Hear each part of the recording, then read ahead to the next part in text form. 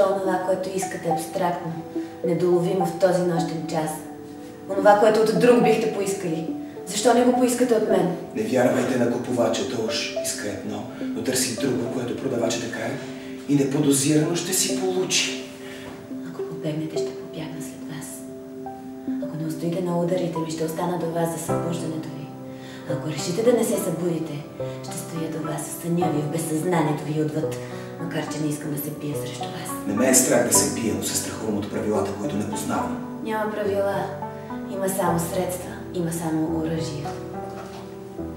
Моля ви, не казахте ли сред грохота на хора и животни вашето желание към мен, което да не съм чул? Нищо не съм казал, а вие да ми в нощта в тъмнината да сте ми предложили нещо, което да не съм отгаднал. Нищо. Тогава кое е оръжие?